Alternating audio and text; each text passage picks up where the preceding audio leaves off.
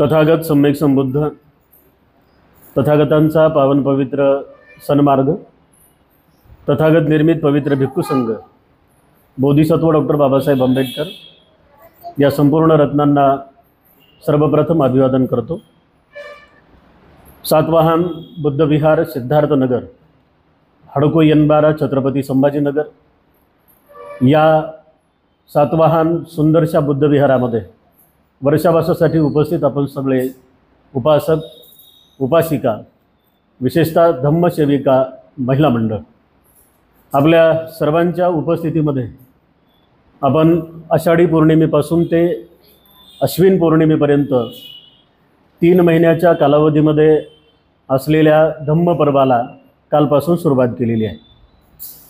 आपण या 3 महिन्याच्या कालावधीमध्ये बौद्ध धम्मामध्ये ज्या ज्या स्त्रिया अतिशय महत्त्वाच्या आहेत, तर अशा स्त्रियांच्या संदर्भातला एक अतिशय महत्त्वाचा ग्रंथ आपण या 3 महिन्याच्या काळामध्ये बघण्याचा प्रयत्न करणार आहोत। या ग्रंथाचं नाव आहे जम्बूद्वीपातील आदर्श स्त्रीरत्न्य आणि या ग्रंथाचे 3 भाग आहेत। या ग्रंथाचे लेखक आहेत पूजनीय भदंत अंगुलीमाल शाक्यपुत्र महाथेरोजी। या पुस्तकातील दुसरी धम्मकथा आज आपण बघण्याचा प्रयत्न करणार आहोत। काल आपण जी धम्मकथा बघितली होती, अतिशय विस्तारानं बघितली होती। ती धम्मकथा होती ज्या मातेनं सिद्धार्थ गौतमाला जन्म दिला, त्या मातेची ती कथा होती। त्या मातेचं नाव होतं माता महामाया। आज जी कथा आपण बघणार आहोत ही धम्मकथा चैत्र पौर्णिमेच्या इतिहासासोबत जोडणारी आहे। चैत्र पौर्णिमा आणि आजच्या धम्मकथेचं अनन्यसाधारण असं महत्त्व आहे। आजच्या धम्मकथेमध्ये आपण ज्या मातेच्या दानामुळे बोधिसत्व सिद्धार्थ गौतम हे बुद्ध झाले, तर त्या मातेच्या गौरवात ही कथा, धम्मकथा बौद्ध साहित्यामध्ये अजरामर झालेली आहे। तथागत सम्यक संबुद्ध असतील तर या बुद्धांना दिलेलं प्रत्येक दान हे किती फलदायी आहे या संदर्भातला इतिहास आपल्या सगळ्यांच्या लक्षात येईल।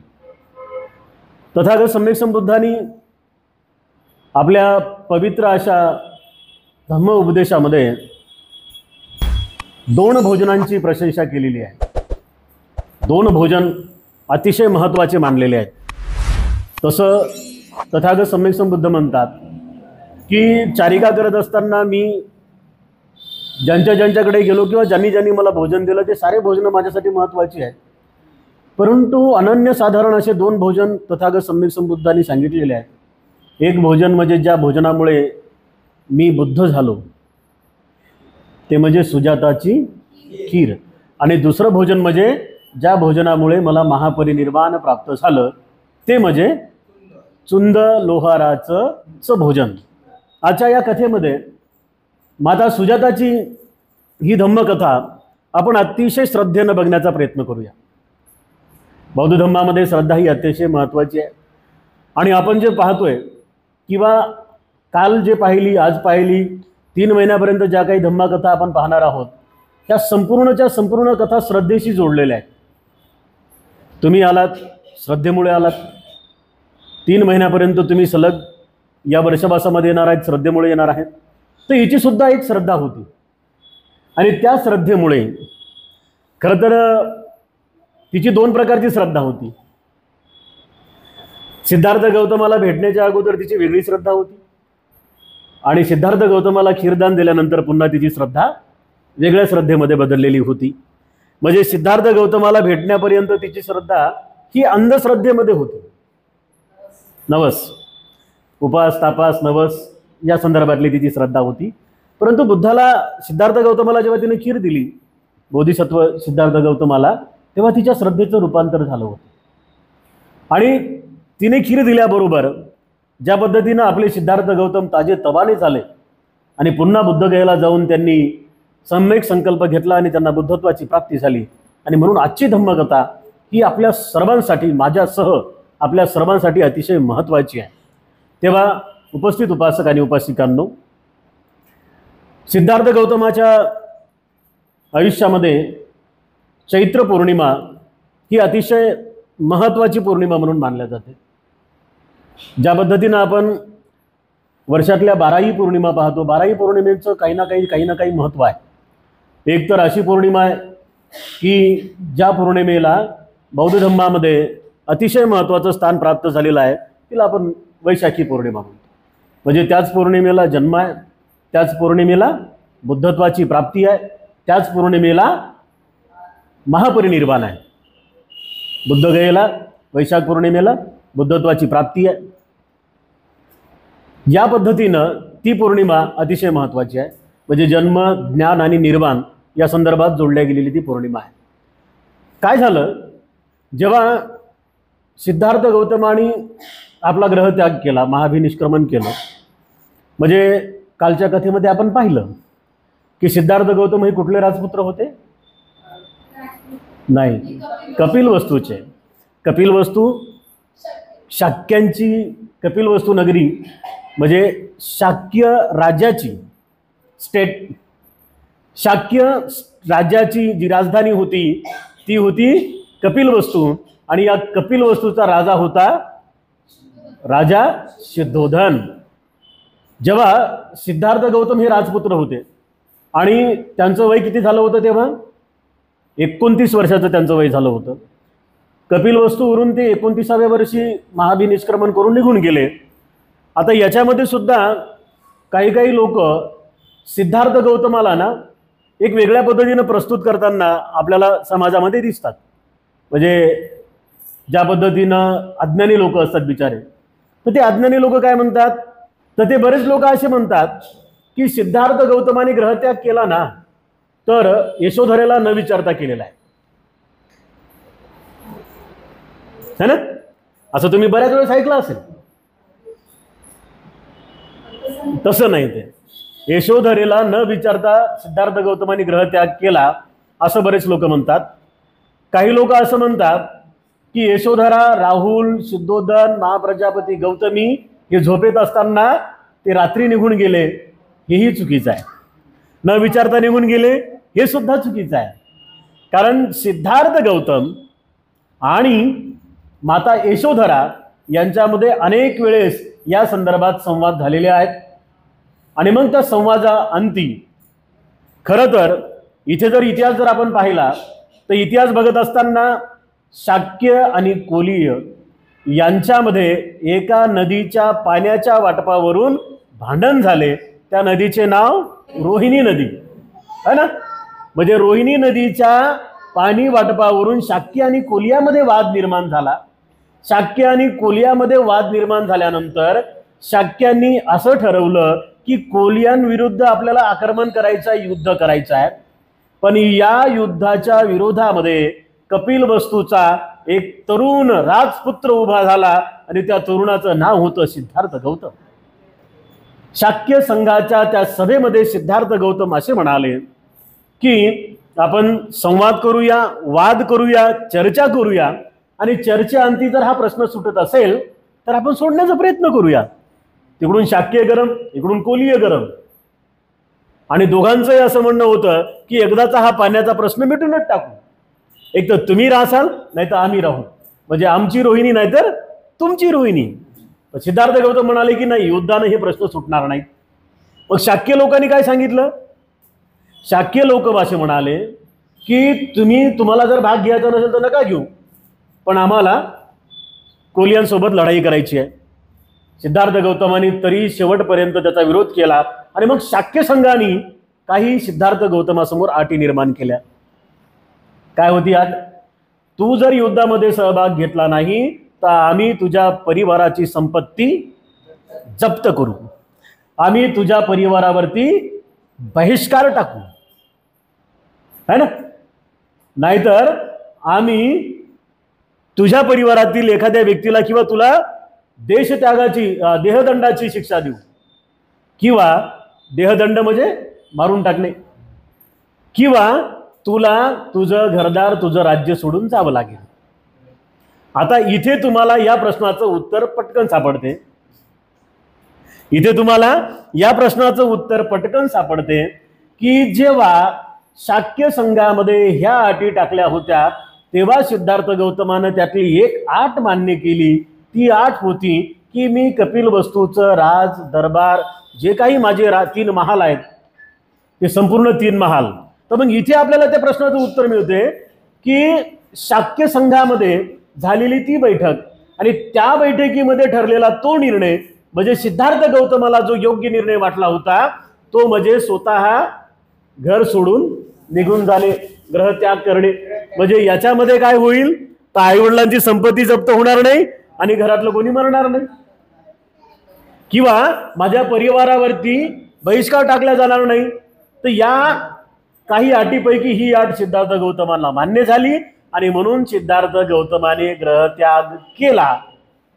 आता ती सभा झाल्याबरोबर लगेच ग्रहत्याग केला का? नाही.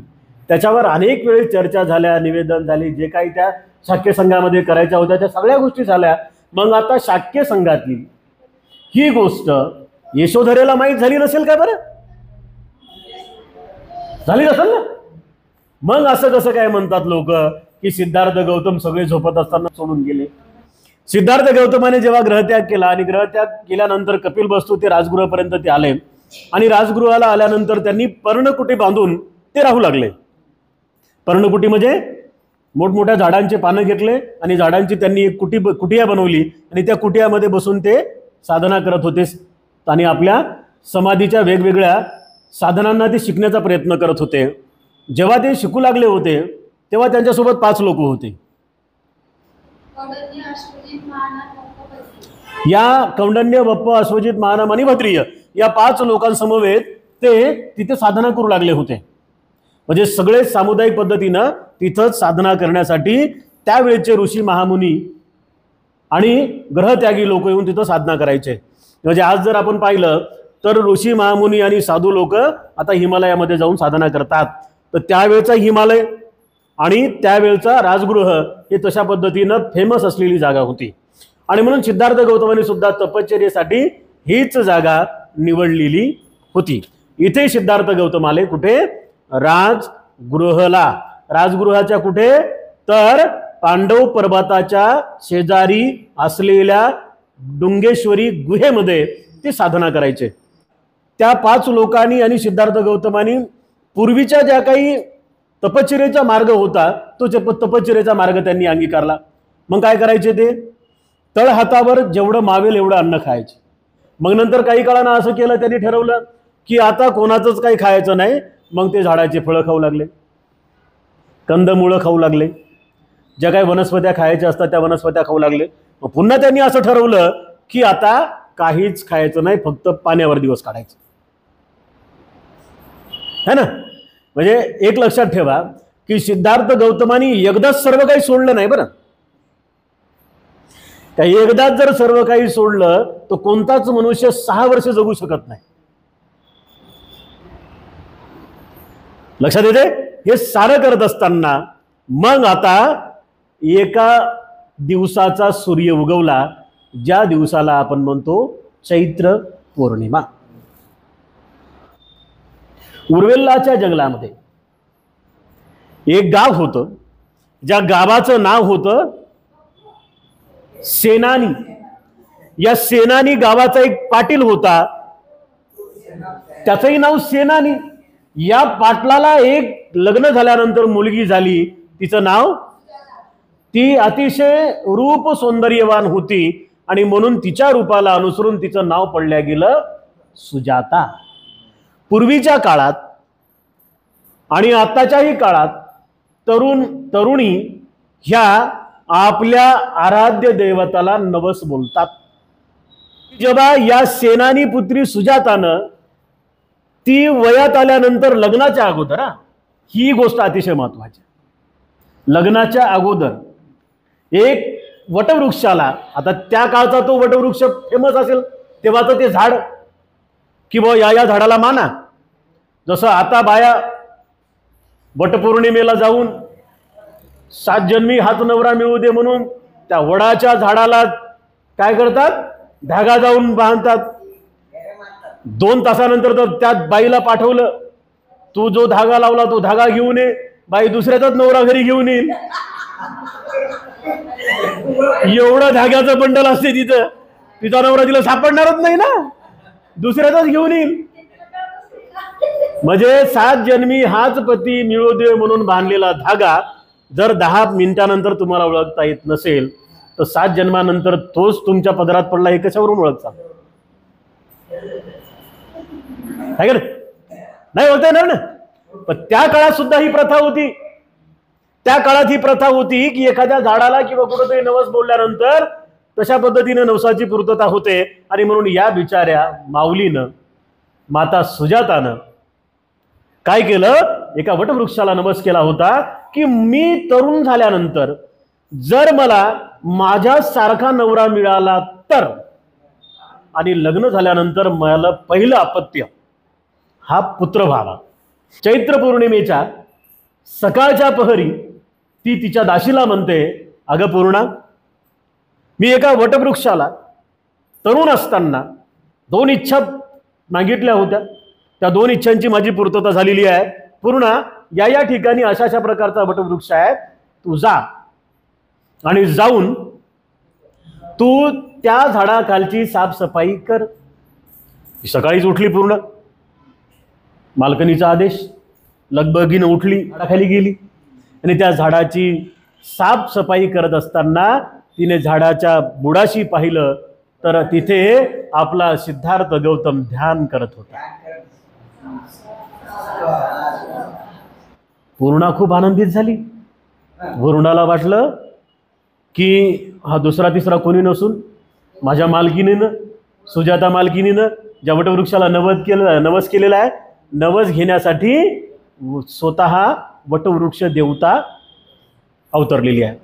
धावत धावत गेली आणि धावत धावत जाऊन आपल्या मालकीनीला सांगितलं, मालकीन मालकीन लवकर चला, तुम्ही तरुण वयात जो नवस कबूल केला होता ना, तो नवस तुम्ही आज फेडणार आहात.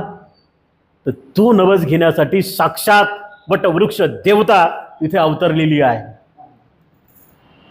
खुश झाली सुजाता. सुजाता म्हणाली त्या दासीला, दासी पूर्णा, जर ही गोष्ट खरी असेल तर तू आजपासून माझी दासी नाही, पुत्री होशील. सुजाता माता सकाळीच उठून तिने तशा पद्धतीनं नवस फेडण्याची तयारी सुरू केली.